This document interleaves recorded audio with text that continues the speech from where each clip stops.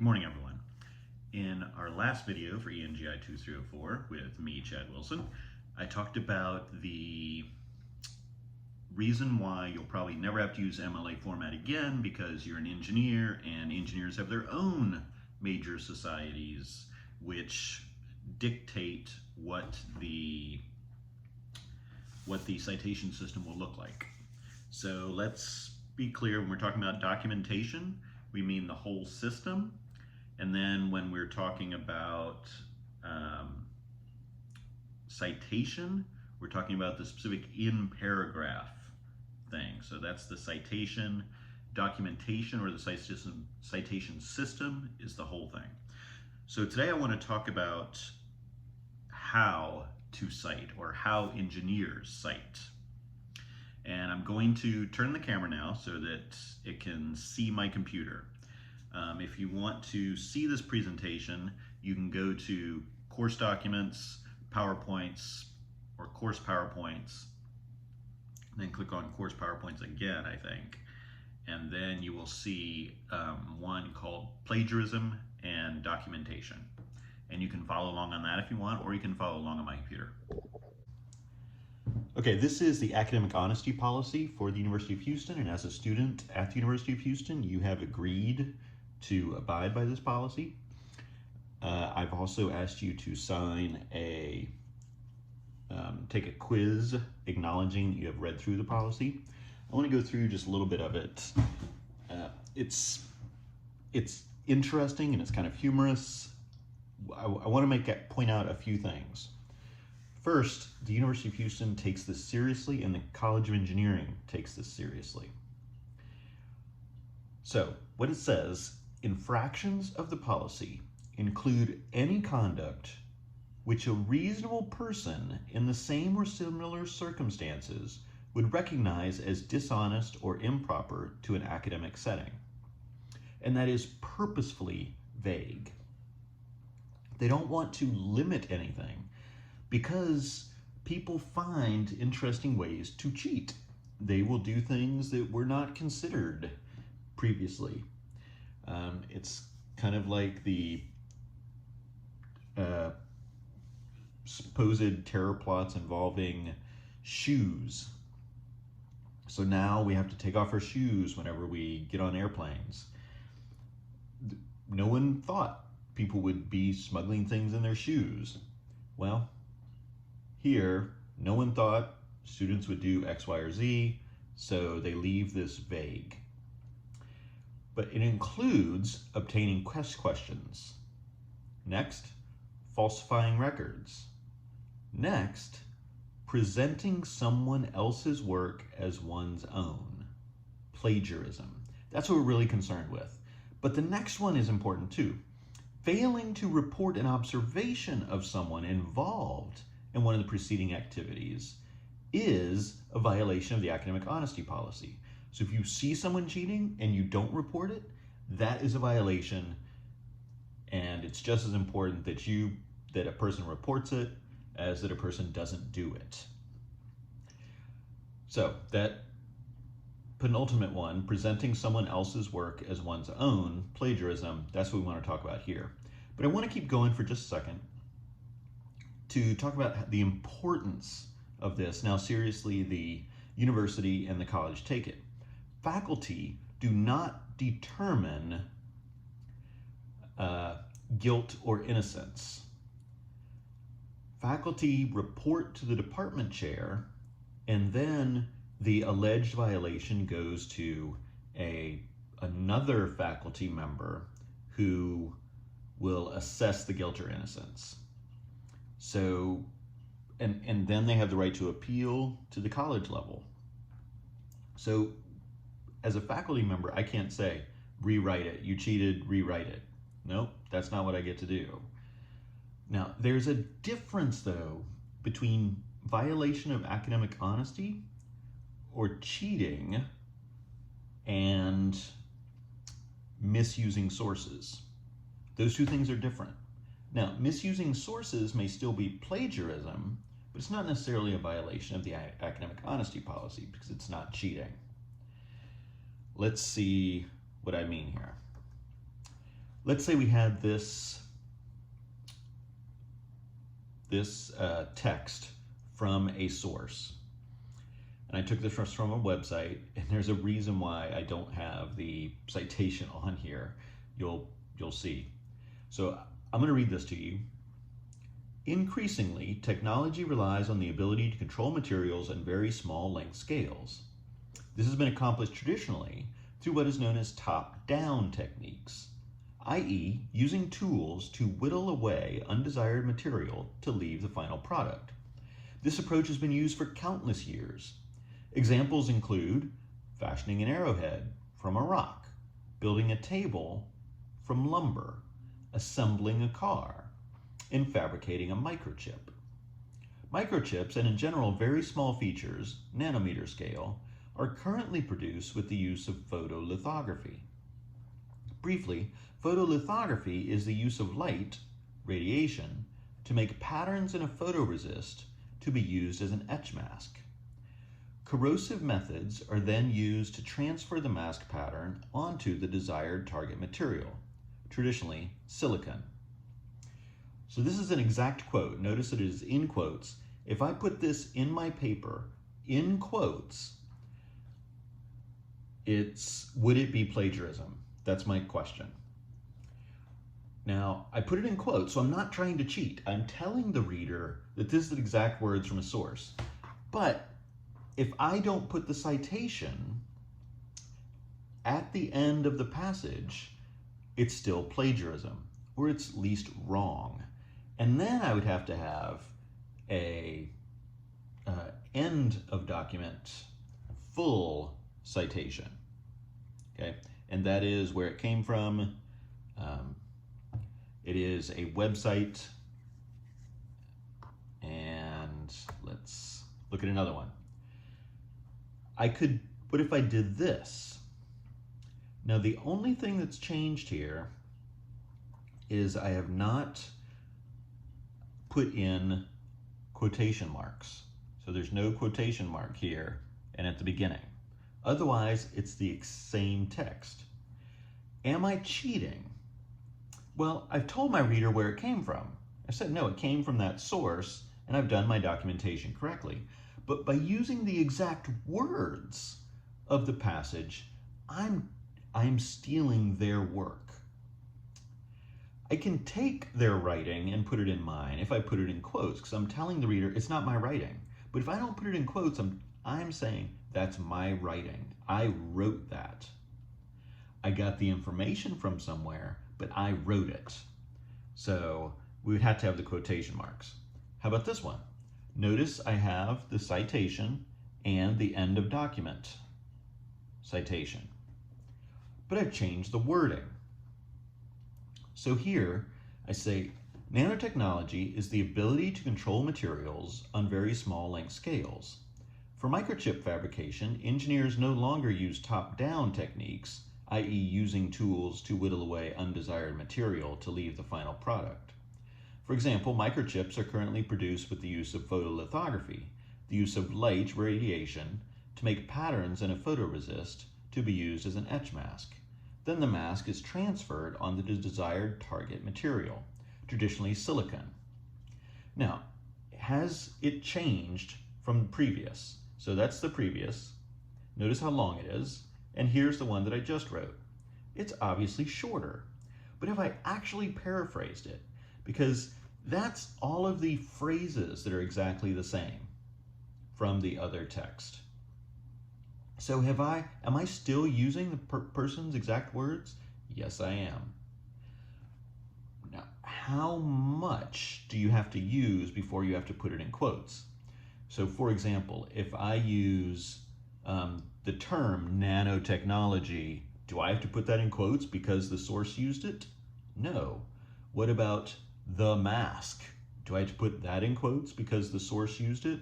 Or for example, or i.e., or what about top down? So there's a judgment call here, but in general, you want to be clear about where you're getting not only information from, but writing from. So how about this one? Nanotechnology is the ability to create or work with materials on the nanoscale, or less than 100 nanometers. A nanometer is 1/1000th of a meter. While most technology was traditionally created in a top-down fashion, creating small materials by cutting away from larger ones, nanotechnology employs bottom-up techniques, where even nanoscale technology can be created from even smaller pieces. For microchips, for example, engineers employ a technique from printing called photolithography. This process involves etching a mask and then printing the pattern onto a layer of silicon. The mask can then be removed. Now, I'll just tell you, I haven't used any of the exact wording here or exact phrases. Now, did I use top down? Yes. Did I also use bottom up? Yes, but the original one didn't even say that. So the writing here is actually mine. And I put the citation, the complete citation at the end. But if I don't tell my reader that this information, not the writing, but the information came from the source, then I'm still engaging in plagiarism. So here's an example of how to do it. One of the problems that we have when we take information from a source is sometimes we don't know which information is from the source and which information is from the actual author. So if I'm writing a piece, I'm taking information from a source, but some of it is coming from my head. How do I make that clear? Which parts come from which? Well, you can put numerous citations. So here, the first sentence and the second sentence are mine. But the third sentence, while most technology was traditionally created in a top-down fashion, that is from the source. So I put a citation at the end of it. For microchips, for example, engineers employ a technique from printing called photolithography. That's from the source, but it continues on into the next sentence. This process involves etching a mask. And the next sentence, the mask can then be removed. Those all three go together, so I put a citation at the end of that. We just want to try to make it clear. So here's a way to think about it. If we don't cite things, then the audience thinks that we did it. Anything in your document. If it's not cited, the audience thinks you did it. So if there's a photograph and you didn't take the picture, cite it. Because otherwise we'll think you took the picture, you made the diagram, you did all that research, you came up with that idea. And this is true even in presentations. Now, sometimes in presentations we use photographs or art that is not copyrighted. It's either clip art or it's license free. That's fine, you can include it. Can you still cite it? Yeah, but you don't have to. And you don't have to say anything about it. But what we're going to assume is that it's either you did it or it's license free. If it's not, then just put where you took it from. So I've put this into a flowchart. When should you cite information? Well, to start, let's say you have a quote, paraphrase, or summary. Now, if you're not sure on the difference, you can look it up. A quote is the exact words. A paraphrase, it's where it's made smaller. A summary is where you make it really small, and we'll look at some examples. But let's say you're writing a paper on the Titanic, and you need to include when the Titanic sank. Well, the Titanic sank in 1912. Did you know that already? Or did you have to look it up? Most of us have to look it up. So, how do we look it up? Well, we go to Google and we look up when did the Titanic sink? Or we go to Wikipedia and we just read the entry on Titanic. The question I have for you then is, if you see the quote, the Titanic sank in 1912, do you have to quote it? Well, probably you're not going to quote it. You're not going to use the exact words. But if you take the information and put it in your paper that, yeah, in 1912, the Titanic sank in the North Atlantic, and that's what you you type into your paper, it didn't come from you. You took the information from a source. So officially, according to that previous slide, you would have to cite it. But do you really? The rule goes like this. Cite all information that does not come from your head unless it is common knowledge.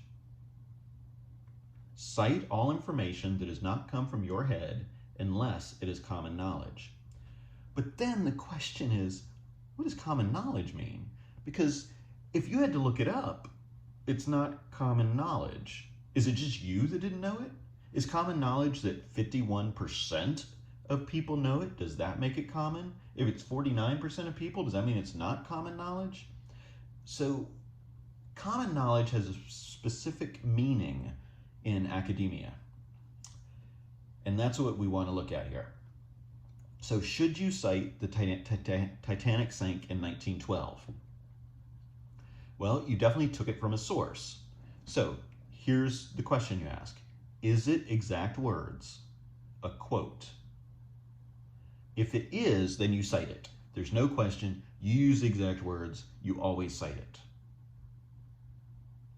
But if it's not the exact words, then you move to a different question. Did you have to look up the information?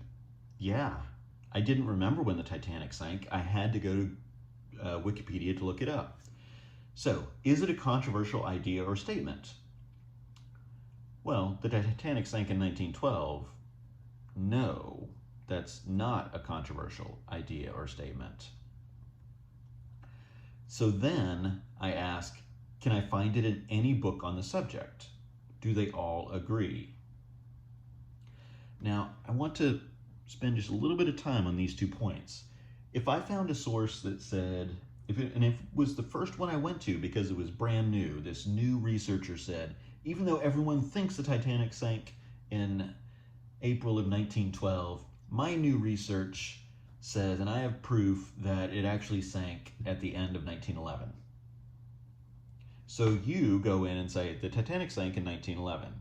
Well, first of all, you might just be wrong, but you would need to do some further research, because if you want to point out that it is a controversial idea, okay, then your answer to that would change and be yes.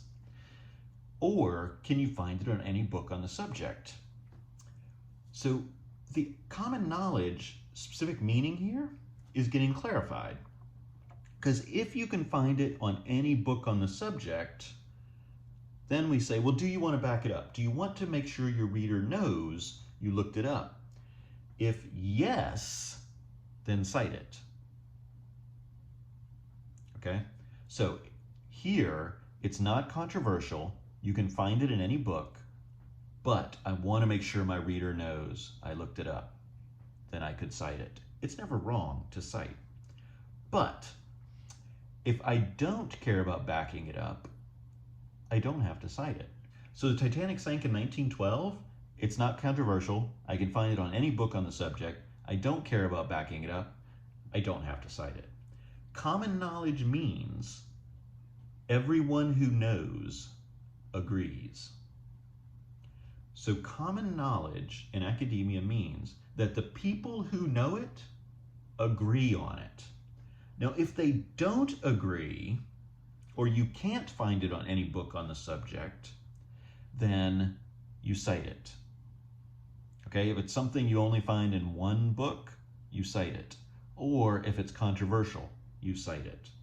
Otherwise, if the people who know agree on it, you don't have to cite it, and you should not. Although it's never really wrong to cite something. So here's an example. This is from a text. Materials engineers study the structure and composition of materials on a scale ranging from the microscopic to the macroscopic. They are interested in the molecular bonding and chemical composition of materials. The materials engineer is also concerned with the effect of grain size and structure on the material properties. If I wanted to use some of this information in my text, I could just say, materials engineers study a variety of things. It's a summary, and I could still cite it. If I already knew that, I wouldn't have to cite it. But if I wanted to back it up and tell my reader, no, I looked up what materials engineers do, and here's a source where I found it, and want to back it up. But I wouldn't have to, because the people who know materials engineering, they agree on what they do, and it's not controversial. So here's another one. Materials engineers work with, quote, the structure and composition of materials on a scale ranging from the microscopic to the macroscopic. Their field is different from chemical or civil engineering, so you see how I'm quoting parts of it. So here's another one. The specialty of materials engineer is similar to that of a chemical engineer. Those engineers study yada yada. Again, it's a summary. So here's another example. The properties in question might include strength, crack growth rate, hardness, and durability. So the properties in question might include strength, crack growth rates, hardness, and durability. Now I would put a comma there, but the original didn't. So let's say this is my quote. I could say materials engineers study properties such as, quote, strength, crack growth rates, hardness, and durability. I take the exact words, I cite my source, I tell the page where it came from. But what if I were going to paraphrase it? Well, materials engineers study the durability of materials by examining their chemical and molecular structures. Notice I'm not using the exact words, because sometimes people think they can take a list like that, strength, crack growth rates, hardness, and durability, and just reorder it, put it in a different order. Turn it in might not catch it, but it's not a summary. It's not a summary. Don't just use the exact words in a different order. Don't use parts of the exact words. If you're going to summarize it, summarize it.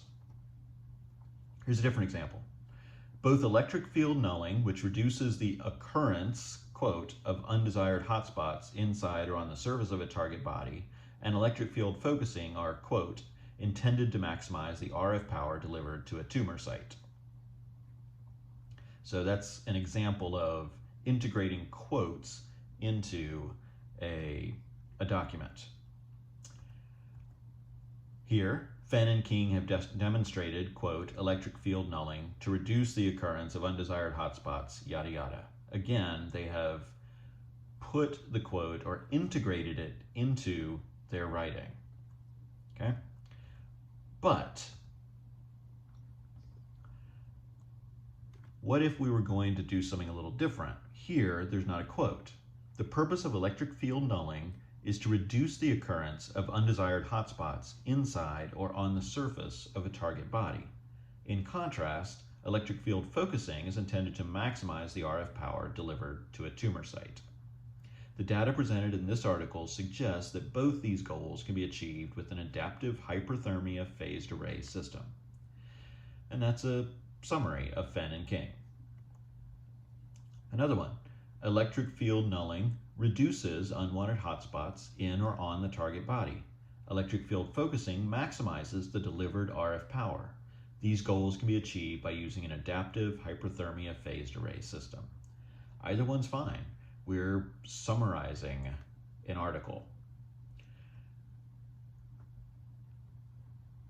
So let's look at this. Summaries are the most common in technical writing. In general, engineers don't quote. I talked about that last time.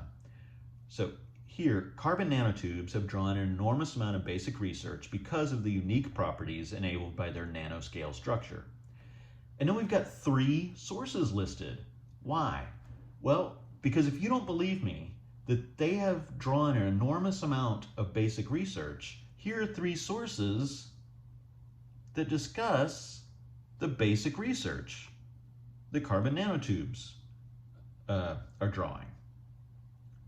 Okay, carbon nanotubes are important. That's basically what that's saying. And if you don't believe me they're important, here are 3 sources that agree with me that they're important. Among various applications, the development of nanocomposites based on carbon nanotubes is a promising direction in nanotechnology. For examples, carbon nanotubes have been embedded into polymers, epoxy resins, or silicone elastomer to get materials with good electric and thermal transport properties.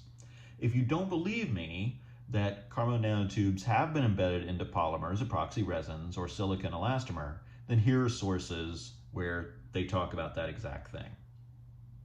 So I'm not really even taking information, I'm just backing up my assertions. And this is the most common. So let's look at an example. This is from a paper on microstrip patch antennas, and this is from the IEEE transactions on antennas and propagation. And this is a good case study in how to not only use sources, how engineers often use sources, but also how to write a good introduction. It's very short. So, introduction. Rectangular microstrip patch antennas have received much attention because of their low cost, low profile, and lightweight properties. Now, I will have a different video where I'll talk about the introduction part there. Microstrip patch antennas can, for many applications, be fed using a simple coaxial probe feed. Let's move on to the citations here. It has been typically assumed that the input resistance of a conventional rectangular microstrip patch antenna has the same dependence on the feed position for both the probe feed and the inset microstrip feed. And then this author gives three sources, source 1, source 2, and source 3. And what that's doing there, it's a summary, and what it's doing is saying, if you don't believe me that people have assumed that the input resistance of a conventional rectangular microstrip patch antenna has the same dependence on the feed position for both the probe feed and the inset microstrip feed, then here are three sources where they make that assumption. It has been typically assumed. So they make an assertion. It has been assumed. But the reader may say, really? People assume that? Why would they assume that? Well, if you don't believe me that people are assuming that, here's sources where they did it. That's how engineers use sources. So the takeaway is this. Basically, you want to make sure your citation system is logical, that if you're using an author date system, that the end citation is in alphabetical order, like MLA format. If you're using a numbering system, then it's not in alphabetical order, it's in numbering order. So 1, 2, 3, 4, 5. You want to be consistent with your citations. I'm not really going to be checking that you do the citation exactly according to ASME, for example. You need to know that. So you want to make sure that you're doing it right, and you want to be consistent. I am going to be looking for consistency. So the rules about citations.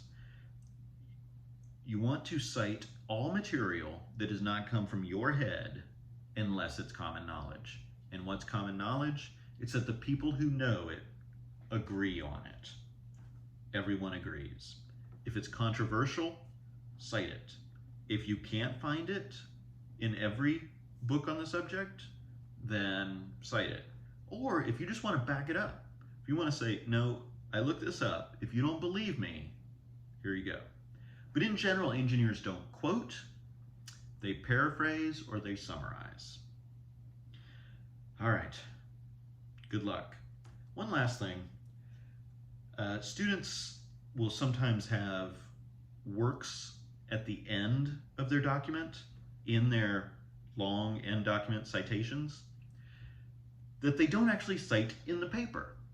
Well, the way to think about that end of document citation is that it is a works cited list. Works cited. Not, I looked at this, but I didn't really use it. Why are you freaking citing it? This is not a end of the chapter, for further reading, see this person. No. If you cite it, it goes in your documentation. Not further reading, or I consulted it but didn't cite it. Don't do that. All right, good luck.